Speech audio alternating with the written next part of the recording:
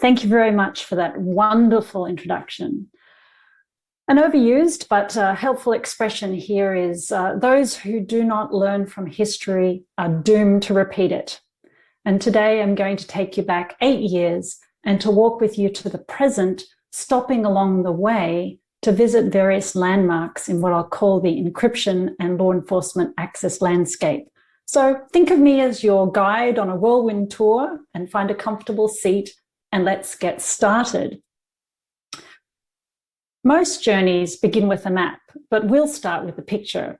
I've chosen this one, a game of tug of war. The rope that everyone is pulling on is security. After we finish our rapid and wide-ranging tour, consider what postcard you would send. So let's go back to 2013. 2013 was a watershed moment. Edward Snowden revealed to the world that the NSA had engaged in mass surveillance of internet traffic on a global scale. This awareness greatly accelerated the adoption of encryption across the internet. And here are some examples on the slide.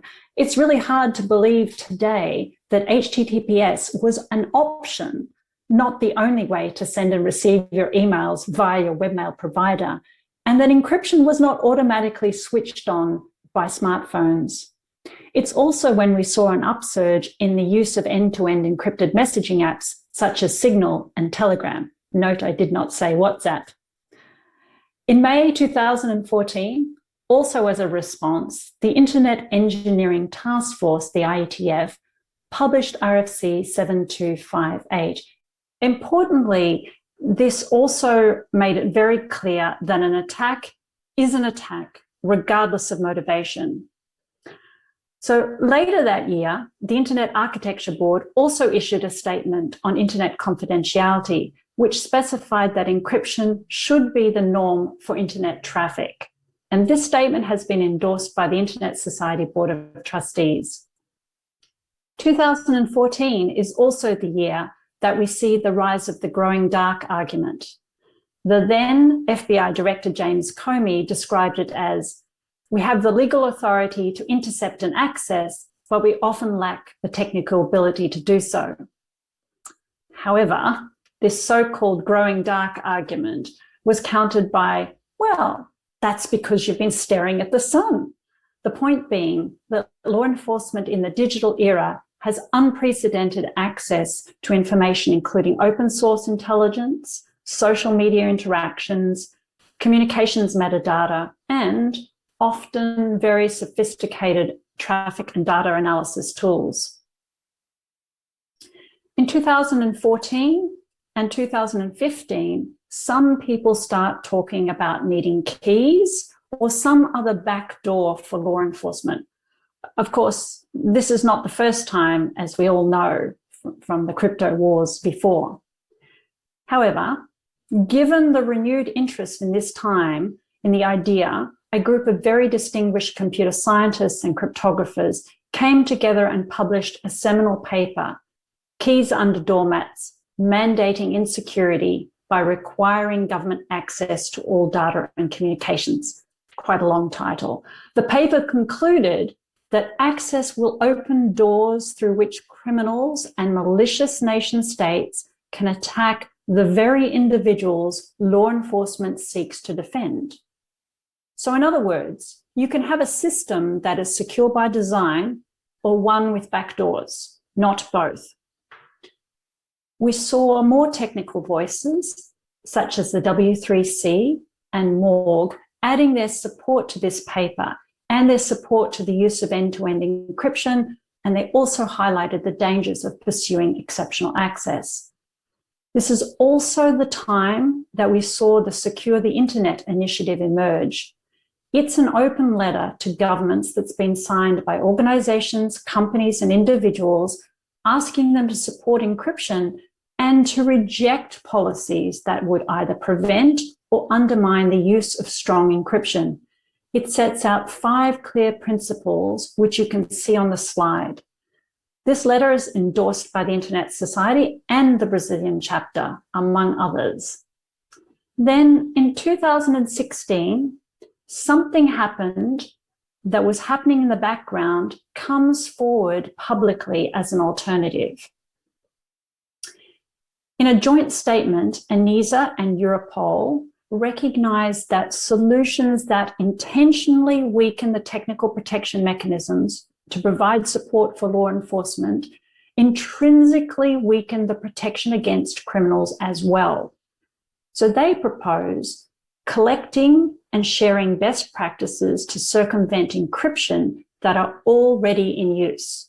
Of course, one way of circumventing encryption is by government hacking, which is undertaken by government agencies themselves or through commercial hacking for hire companies such as Grayshift and Cellebrite. Of course, one of the many dangers associated with government hacking is that exploits and hacking techniques could be stolen and used by criminals. I'm sure you all heard about Eternal Blue, which is originally a zero-day exploit held by the NSA, which was later used for the WannaCry and Pecha non-Pecha ransomware attacks. And of course, how the Italian hacking team itself was hacked. Then we saw the infamous Apple versus FBI case, where Apple was asked to make a new version of its operating system, circumventing several important security features and to install it on a particular device. Basically, to build in another type of backdoor, a kind of master key. In the end, the case was withdrawn, so we don't know what would have been the outcome of the court case. But the reason it was withdrawn is the FBI had reported that a third party had assisted it in unlocking the phone. Of course, 5 years later, we find out in 2021 that it was Azimuth Security, a small company based in Australia. So at this point in the journey, let's pause a moment to examine some further developments in the adoption and use of encryption. First, Let's Encrypt, a free, automated and open certificate authority operated for the public benefit, was launched in late 2015. It provides TLS certificates to more than 260 million websites, providing a more secure and privacy-respecting web for users all around the world. In the last 4 years, the global encrypted page loads have grown from 39% to greater than 80%. Also, we saw WhatsApp turn on end-to-end encryption by default, and Apple introduced USB restricted mode. So, in 2017, as encryption is becoming more widespread, we start to see this new vocabulary emerge from the FBI in its support for calls for exceptional access. It's also a time when it becomes clearer that the focus for law enforcement is on end-to-end encryption, user-controlled encryption, and encryption turned on by default. This is when we saw US Deputy Attorney General Rosenstein coin the controversial phrase, responsible encryption. Yet, security experts would say that systems with built-in vulnerabilities to provide access, even for good reasons, is irresponsible. Before we continue our journey forward, let's take a moment to reflect on defaults.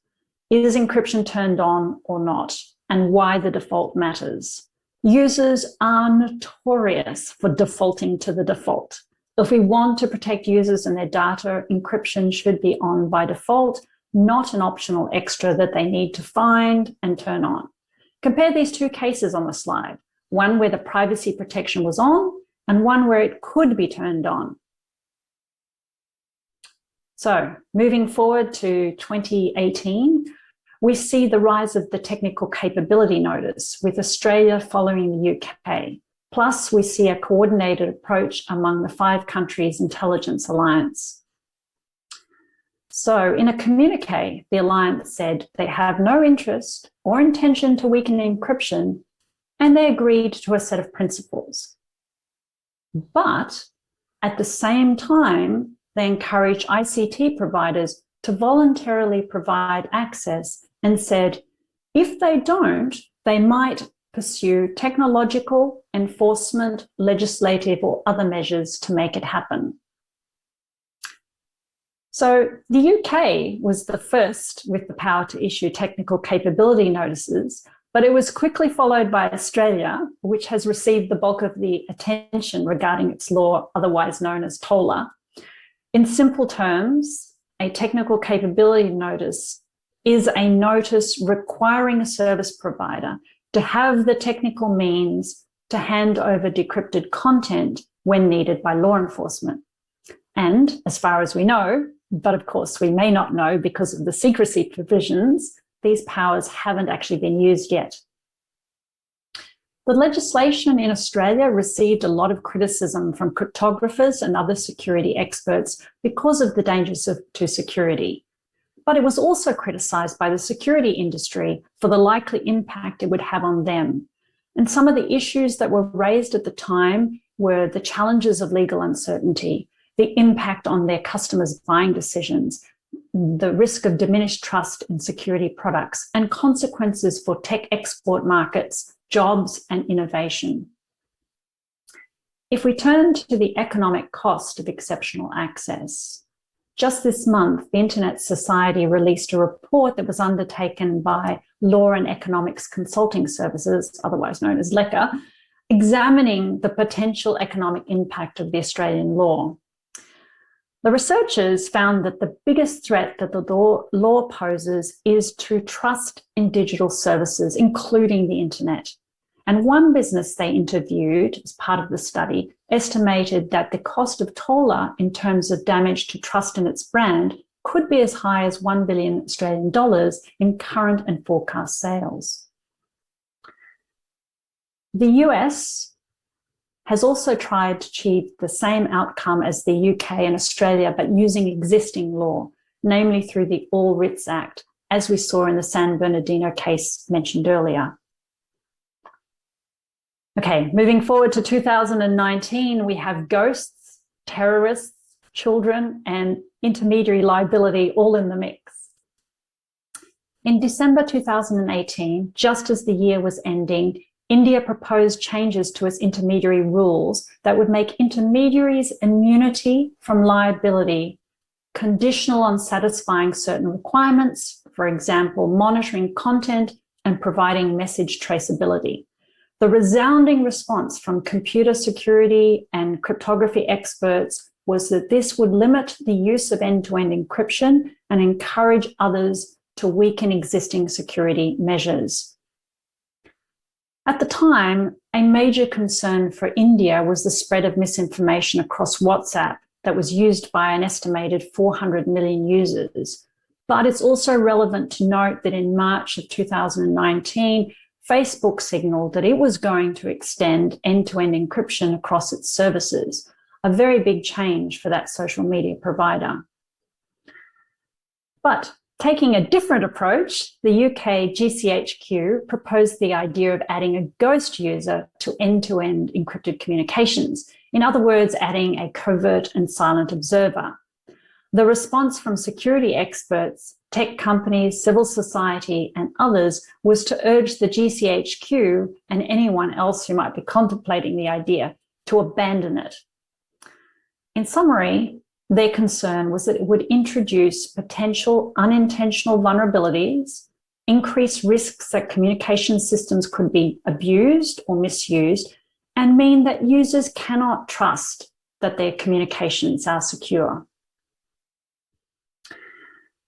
In 2019, the world was horrified by the Christchurch attack. Following the attack, G7 interior ministers of Canada, France, Germany, Italy, Japan, the UK, and the US issued a statement encouraging internet companies to provide lawful access solutions. Here, the reasoning was to combat the use of the internet for terrorism and violent extremist purposes. And if we go over to the US, we see in July, US Attorney General Barr, in July 2019, made it very clear that he was not pursuing services used by large enterprises or government, but rather encryption that was marketed to consumers. Yet in 2017, the US Senate approved Signal for staff use, And in 2020, the European Commission instructed staff to switch to Signal. So officials, government officials, use so-called consumer messaging apps as well, as do many enterprises.